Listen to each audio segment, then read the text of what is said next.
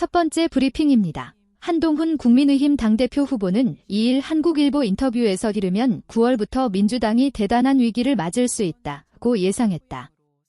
이재명 전 더불어민주당 대표의 사법 리스크에 민주당이 어려움에 처할 수 있다는 얘기다. 한 후보가 이재명의 위기를 꺼낸 의도는 국민의힘 대응 때문이다. 그는 야당의 위기에 대한 반사이익에만 기대면 총선의 실패를 반복할 수 있다면서 민심이 바라는 방향대로 국민의힘이 시급히 바뀌어야 한다고 강조했다. 최상병 특별검사법에 대한 조건부 찬성 의사를 밝힌 이후 경쟁 후보들이 제기하는 배신의 정치란 비판의 한 후보는 대단히 전근대적이라며 불편한 심기를 감추지 않았다. 다만 가급적 대응하지 않고 참겠다고 했다. 친윤석열계의 집중 견제에 윤석열 대통령 의중이 담긴 것 아니냐는 질문에는 설마 그렇겠느냐고 말을 아꼈다. 총선 패배로 사퇴한 지 2달 만에 당권 도전에 나섰다. 총선에서 국민의힘은 심판을 받았다. 하지만 선거 이후 지난 2달 동안 우린 괜찮고 이대로 계속 가보자는 느낌을 국민에게 줬다. 국민들은 너희를 이렇게까지 두드려 팼는데 너희는 아파하지도 않는구나라고 느낄 수밖에 없다. 국민을 약 올리는 일이다. 국민의힘이 바뀌었네라고 국민들이 느낄 수 있도록 당을 변화시키기 위해 나섰다. 총선 패배 책임론에서 자유롭지 않다. 총선 패배는 100% 내 책임이다. 하지만 국민의힘은 지난 2달간 심판의 민심을 제대로 따르지 못했다. 내가 지금 나서는 것이 이런 위기를 극복하고 승리의 기반을 만들어내는데 도움이 될 것인지 생각했고 도움이 될 거란 확신에 도달했다. 소수 여당의 원내대표는 한계도 분명한데 민심을 얻으면 된다. 지금 민주당은 유례없는 폭주를 하고 있다. 이전 대표 수사검사 탄핵 추진 등이 대표적이다. 그럼에도 민심이 민주당을 강하게 제지하지 않는 것은 국민의힘 문제다. 우리가 민심을 따르는 모습을 보일 때 드라마틱하게 지지율도 상승하고 더 이상 국민들도 민주당 행동을 묵과하지 않을 것이다. 그런 시기를 구체적으로 예상하고 있는 것인가? 이전 대표의 재판 일정을 감안하면 9월부터 11월 사이에 민주당은 대단한 위기를 맞게 될 것이다. 검사 탄핵도 이전 대표의 사법 리스크가 현실화하고 유죄가 예상되면서 나오는 무리수다. 상식적 민주당 지지층 사이에선 이재명으로는 안 된다는 평가가 나오기 시작할 것이다. 문제는 국민의힘이다. 반사이익으로 승리하는 시대는 지났다. 매력적 대안이 될 수 있게 자강을 해야 한다. 지금이 골든 타임이다. 야권에선 한동훈 특검법을 추진한다. 당권 경쟁자들도 최상병 특검에 찬성하면 한동훈 특검도 찬성하라고 압박하는데 나와 관련된 의혹은 고위공직자범죄수사처와 검찰, 경찰에서 모두 무혐의 결론을 냈다. 어떤 내용으로 특검하겠다는 것인가? 내가 아닌 윤 대통령을 겨냥한 것으로 봐야 한다. 야당이 여당 전대 기간에 이를 추진한다는 것은 그만큼 내가 가장 잘 싸울 후보라는 걸 입증하는 것이다.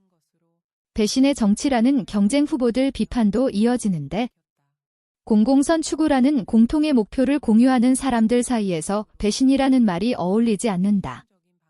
사람을 기준으로 정치 세력을 구분하는 것은 대단히 전근대적이다. 가령 친한동 훈계라고 내가 어떤 이슈에 대해 아주 이상한 입장을 취할 때 무조건 나를 따르면 되겠나. 반대로 내가 국민을 위해 좋은 정책을 냈을 때 반한동 훈계라고 반대만 해서 되겠나. 당정관계에 대한 우려도 제기된다. 대표가 되면 우선 당정관계를 합리적으로 쇄신할 생각이다. 이를 위해 사안별로 정답을 내기 위한 치열한 토론을 하고 다양한 의견을 수렴할 것이다. 어느 일방이 정하는 대로 그대로 수용하는 구조로는 국민을 위한 정답을 내기 어렵다. 당권을 잡으면 어떤 리더십으로 당을 이끌 생각인가? 방향만 옳다고 되지 않는다. 미국 로스앤젤레스를 간다고 하자. 서쪽 방향만 맞다고 갈 수 있나? 산과 바다를 어떻게 넘을 것인지 그런 디테일을 잘 챙기는 것이 현대사회의 리더가 갖춰야 할 덕목이다. 나를 따르라는 군사령관 같은 리더십이 아니라 국민을 주인공으로 만들면서도 먼저 위험을 감지하는 히말라야의 셰르파 같은 리더십이 중요하다. 경쟁 후보 대비 비교 우위가 있다면? 축구에 비유하면 나는 3대 0으로 지고 있는 위기 상황에서 공격수를 늘리고 필요하면 골키퍼까지 공격에 투입하자는 편이다.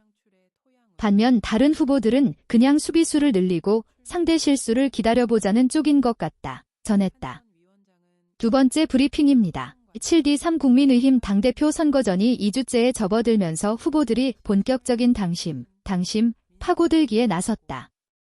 나경원, 권일용, 윤상현 후보는 3일 일제히 대구를 찾아 영남 지역 당원을, 한동훈 후보는 서울에서 현역 구청장들과 실버 세대 당원들을 만났다.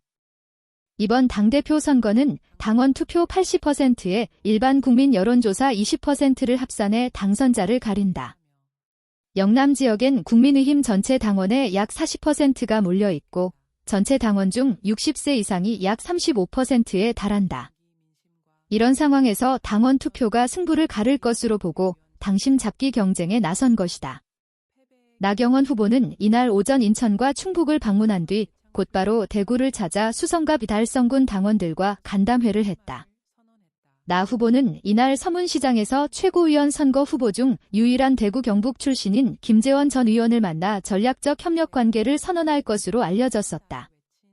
그러나 나 후보 측은 오후 들어 돌연 서문시장 방문이 취소됐다고 알렸다.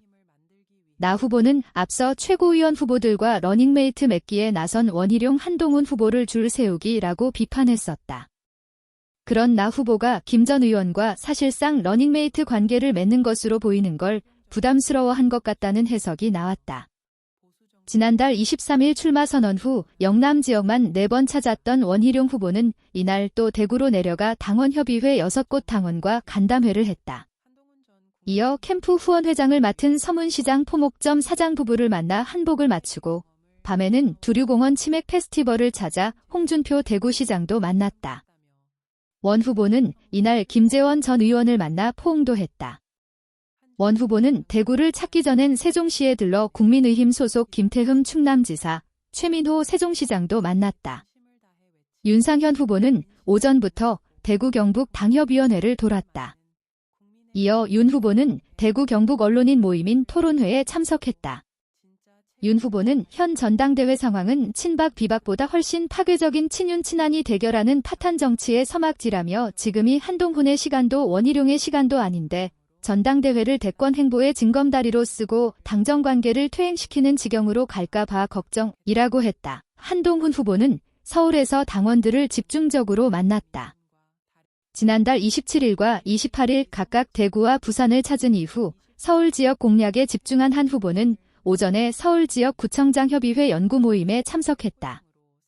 이어 점심때는 만 65세 이상 원로 당원 모임인 국민의힘 실버세대위원회 운영위원들과 오찬을 함께했다. 한 후보 측은 오랫동안 당을 지켜주셨던 분들을 만나 고견을 들었다고 했다.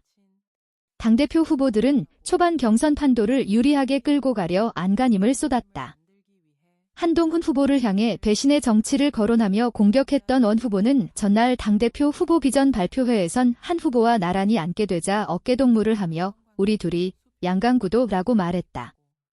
나 후보는 이날 인천시당 강연에서 원희룡 한동훈 후보에게 줄 서는 정치가 시작돼 싸움이 일어나고 있다며 원 한 후보를 동시에 겨냥했다.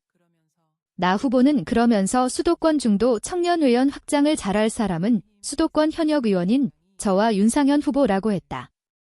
윤 후보는 내가 변화와 혁신의 물꼬를 트겠다고 했다.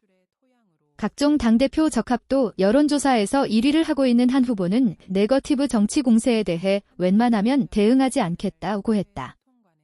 한편 국민의힘 전당대회 선거관리위원회는 이날 당직자 중립 의무를 위반했다며 제소된 곽관용 전당대회 선관위원, 호준석 당 대변인, 김종혁 조직부총장에 대해 구두 경고 조치했다고 밝혔다.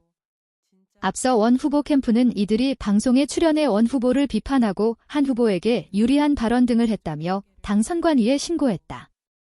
전했다.